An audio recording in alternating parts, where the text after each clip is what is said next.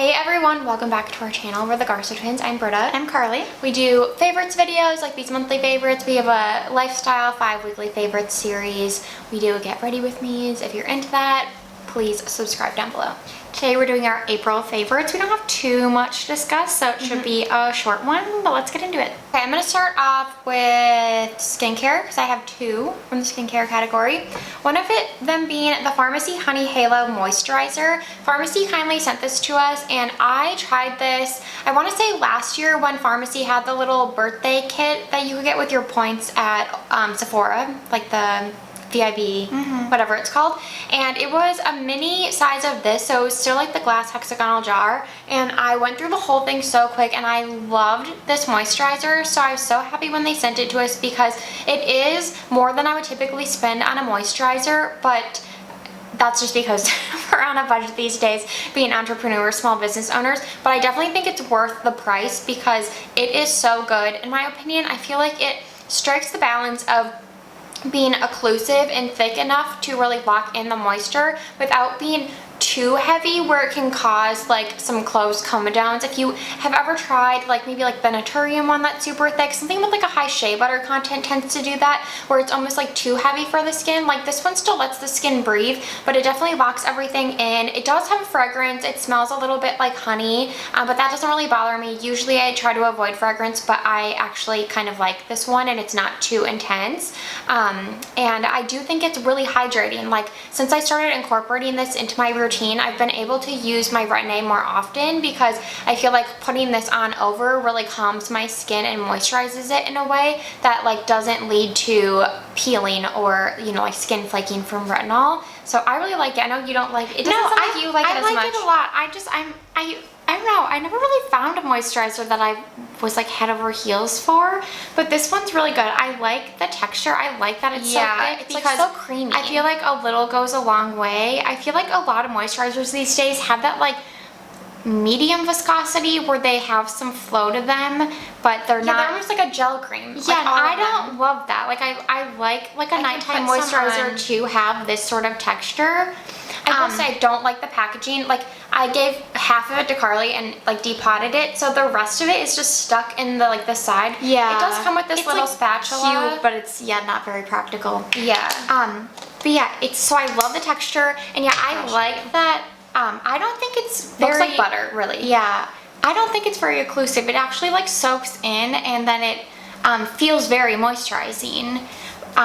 So I really like it. I think it's I guess really I mean more so occlusive in a way where it feels like it's like locking in the moisture with, but I still said breathable. Like it doesn't seem. Yeah. Like you could even put something more occlusive on top, and I don't think that it would be like, it would just help with moisturizer. I really like it. I really, really like it. I'm very grateful they sent it to us. Okay, on the topic of moisture, which by the way, has anyone else's skin, like, I think we talked about this, but in the past 2 years, I've become like drastically more dry head to toe. You have to be exfoliating with like an AHA at least. On my face? Yeah. I do that. Oh, okay. I mostly mean my body, but I'm like, even my face, I used to have combo skin and now it's just like bone dry besides my eyelids, which will always remain oily. But anyway, so my body has been so dry, I might start dry brushing. If you recommend it, let me know because I don't want to add another task, but I just feel like I have to do something. My skin is so dry. Anyways, this is the Naturium Bio-Lipid Restoring Body Lotion. We've tried this before. It's fragrance-free, and we loved it. And I had points that are going away at Target.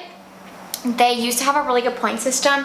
Now it's no more. And so once the points were gone, I think this month, they're not, giving any more out. So I had quite a few that I had saved up. So I placed an order of some things, and this is one of the things that I got because honestly, it's not that expensive. I think I'm going to keep repurchasing, but in my mind, I was like, oh, well, the Gold Bond's cheaper. I'll just keep getting that. And I'll, like, treat myself to this with my free points. But this is actually a really good deal. I think that it lasts a while. It's 14 fluid ounces, but it's thick, so you don't need a ton of moisturizer. Like, it's a really, here, I can put some, I have to put some on my hands anyway. It's like a very thick viscosity, so I feel like a little goes a long way. Actually, it almost looks like this. Yeah, it kind of has a similar, but this is more oily. Yeah, it has like more emolliency to it.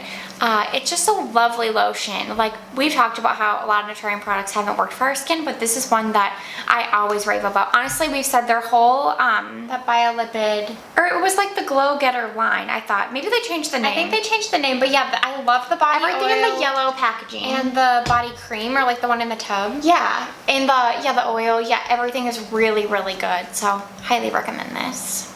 I picked up this ROC Multi-Corrector Revive and Glow Eye Balm with Vitamin C after I had saved this when it first came out. It had to have been a year ago because it had tetrahydroxyl ascorbate in it, which is our favorite form of vitamin C, because I feel like it actually helps to brighten the skin without being too abrasive like ascorbic acid, which I think it has both. But anyway, I had saved this, but it was like $35 and I didn't really see a need for it in my routine.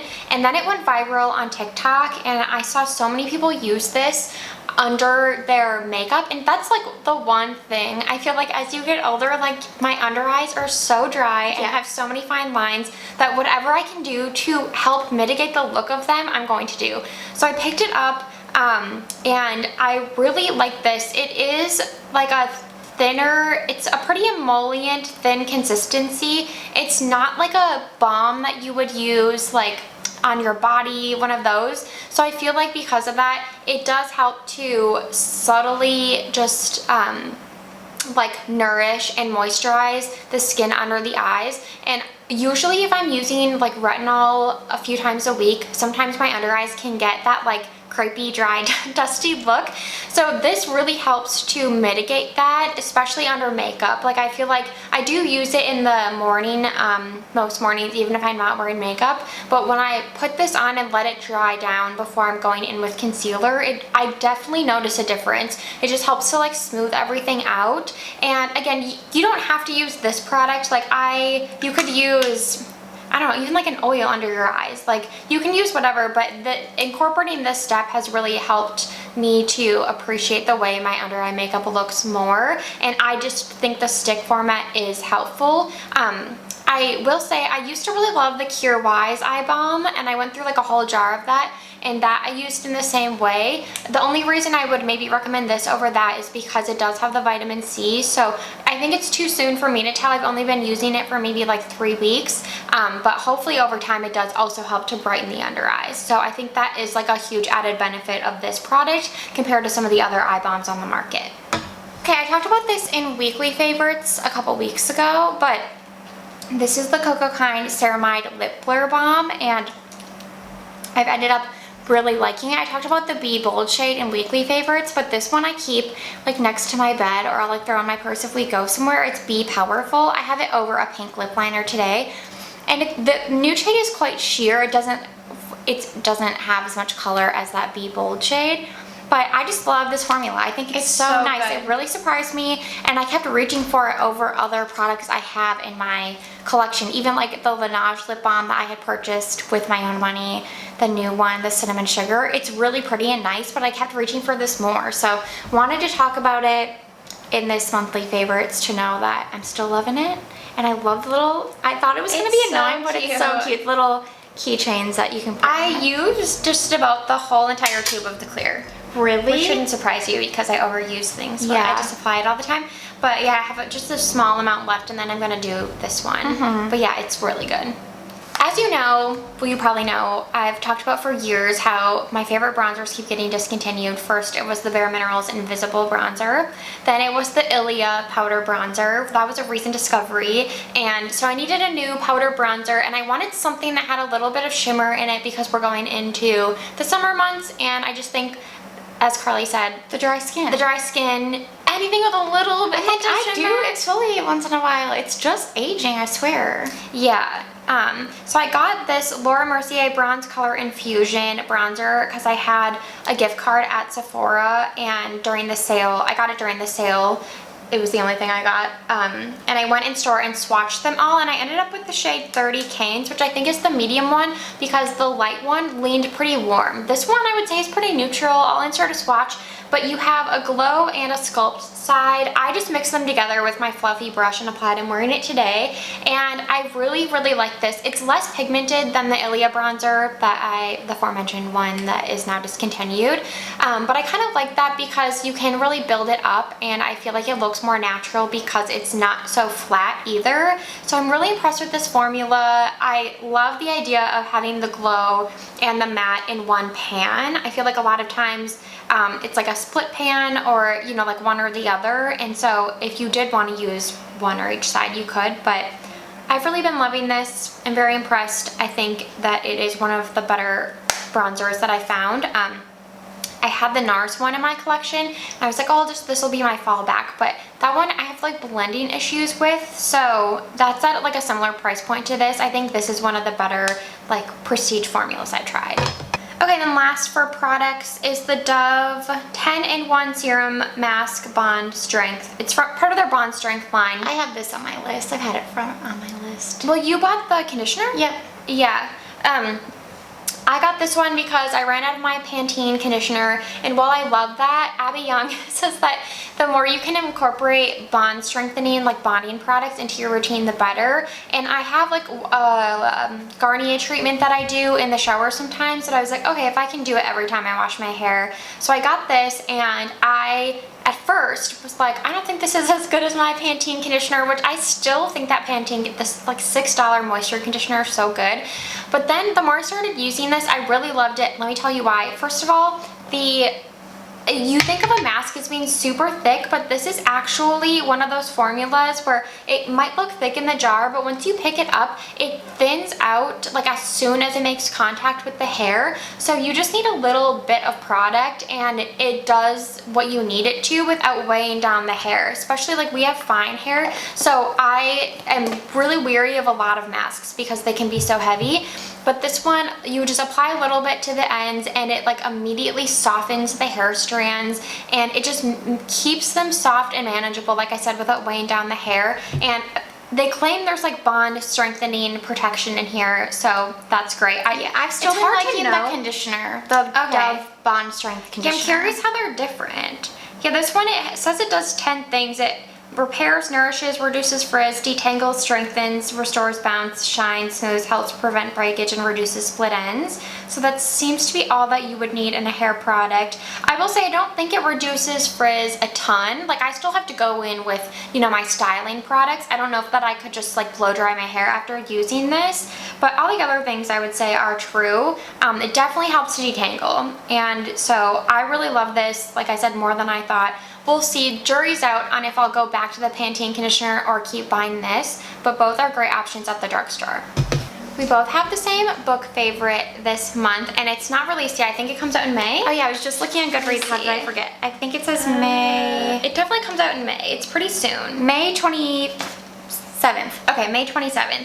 And it's The High Dive by Chelsea Fagan. We love her. We've been following her journey on the financial diet here on YouTube for like at least 8 years. Yeah, if or not longer. And then we went to her book signing for her last book a couple years ago, Yeah, when 2 she years was ago, in maybe? LA, and we met her, and she's so lovely. Aquarius. A fellow Aquarius woman. I know I was going to say that. And I got this book, The High Dive, as an ARC on NetGalley, and she was so kind to then send a physical copy and a little note. Like, the stationery is literally so cute. It has little lemons, because this book takes place in the Mediterranean, so it has like lemons, seashells, a little champagne flute. She is a woman of class. But let's tell you about The High Dive. Okay, it's so good. So it follows, the protagonist is Alex, and she is going to her best friend's destination wedding. Her best friend is Paul, and their entire group of college friends is going to be there. And she went to Columbia with them, but they all came from money. Like, they all had parents that had a lot of money. She was sort of like the scholarship student, didn't have a lot of money. There's only one other person in her group that was in that situation. His name is Daniel, and basically the book starts off where, you know, something happened between them in the past, her and Daniel.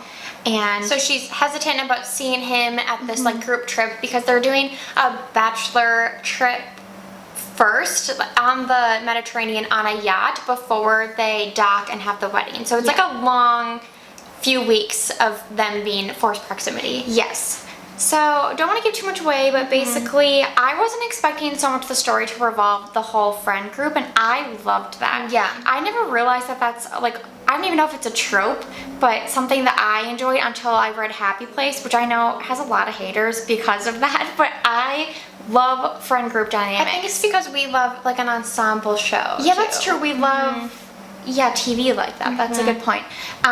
So I adored like that you got to see Alex and how she interacted with everyone, not just Paul, her best friend, not just Daniel, her previous, I don't even know what to call him, but like all these people in their group, and how she, I don't know, how she was like still wanted to impress them. It was just like a journey of self-discovery for her, I feel. Yeah, and it all just felt so relatable. Like I feel like if you're ever around people of means and you don't come from means, like it can feel so isolating, and it was a good reminder, I don't know, just of that, like that's like a normal experience. And Alex obviously really struggled with it because she was the only one, so it was... Yeah, and I know that her, at a point in the book, her mom says like, why do you always change when you're around these people? And it was a good reminder to just always be yourself. Yeah. And that money does not even closely equate to who you are as a person. So I loved like that dynamic of it because it was so relatable. The friend group, the Mediterranean setting